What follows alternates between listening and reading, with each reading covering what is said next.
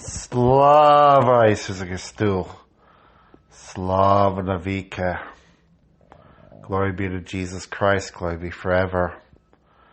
This is Father Basil again. And doing a short little podcast again.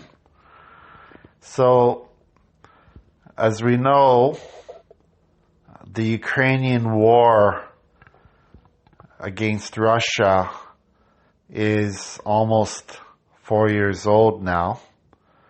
And it doesn't, depending on what the President Trump does in the States, it's going to be prolonged or shortened very, very quickly.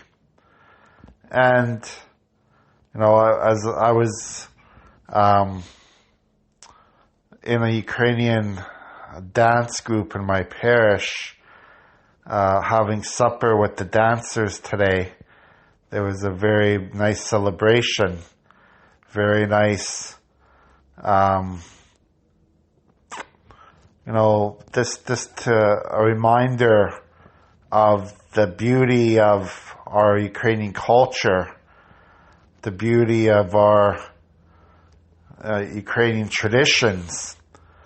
And one of the things that this reminded me of as I was watching the dances, watching the dancers, is how the Ukrainian people have persevered and overcome over the centuries so much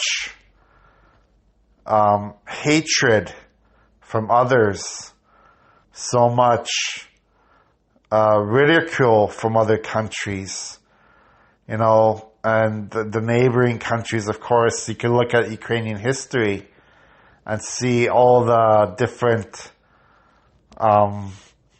empires that have conquered Ukraine in the past, that have conquered the people, but never destroying Ukraine, never destroying the Ukrainian national, the national way of thinking, the nation thinking, thinking themselves as a nation. And this war is not going to change things. This war is not going to destroy Ukraine, because if you look at the history, Ukraine has always come back from all the obstacles that it had to overcome, whether it be war, whether it be genocide, Holodomor, whether it be, forced collectivization of their farms, the forced adoption by the communists to try to close the Ukrainian Catholic Church by forcing them to become Orthodox. There's so many things that have happened to Ukrainian people, and no matter what, Ukraine has survived it all. So, this is what I was thinking when I was seeing that dance group today. The vibrancy of the Ukrainian culture, the vibrancy of the Ukrainian traditions of the country, that, other traditions, other countries can try to knock it down. Other countries can try to destroy Ukraine. But it always comes back to life eventually. And I'm not saying that this is necessarily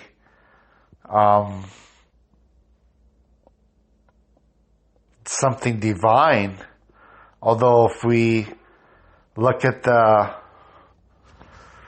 history of the Ukrainian people and their love of the Blessed Virgin Mary, their love of being, the Mother of God. That the Mother of God is the people's mother, spiritual mother, and that no matter what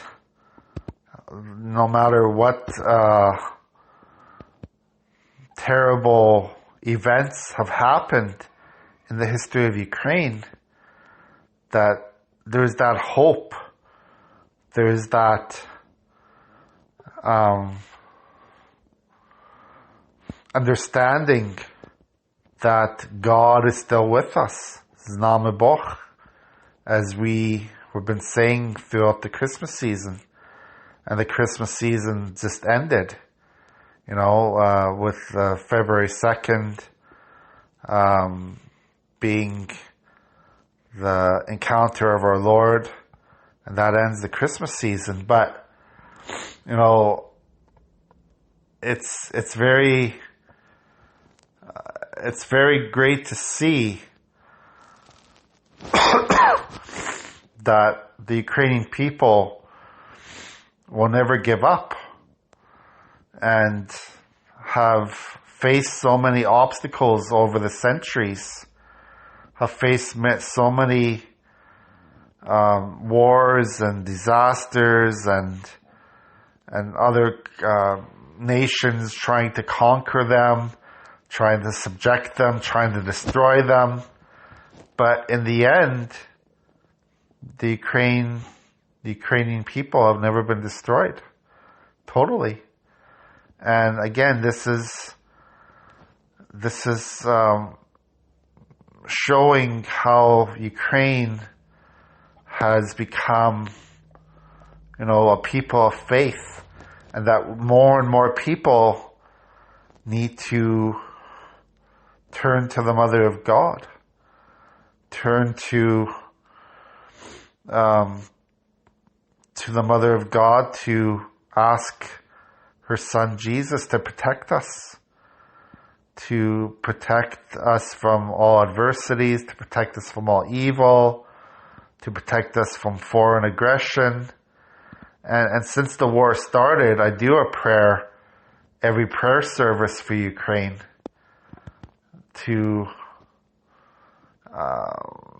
remind the people that God is still listening to us, even though it doesn't seem that way at times. It seems like, when you read the news, when you read the internet reports, the media, it seems like God has somehow deserted us, the Ukrainian people, that God is somehow not listening anymore, and this letting the people be destroyed. But that's not true at all. The more the faith that we have, the more resilient we become, the Ukrainian people become resilient, and the more that they will, hopefully turn back to the church and turn back to prayer. And this is the most important thing. Prayer is always going to keep us going. And not just in Ukraine, not just, in wartime. Obviously, we need to pray during wartime to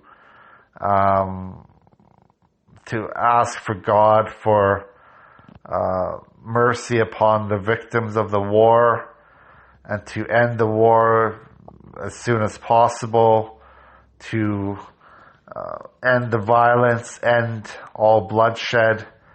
Obviously that's important. But to pray, for peace in the families, to pray for peace among areas, And just to have that knowledge that God will still help us in every aspect of our lives. So, yeah, that's one thing from that Ukrainian dance group that I had supper with today. When I saw the dances, when I saw the music, when I saw the vibrancy of the culture, I was thinking, no matter what other evil people in this world try to do, it's not going to be successful because of the faith of the Ukrainian people, the faith of those who trust in the Lord, trust in the Virgin Mary, trust in God, keeping the Ukrainian nation together. God bless you.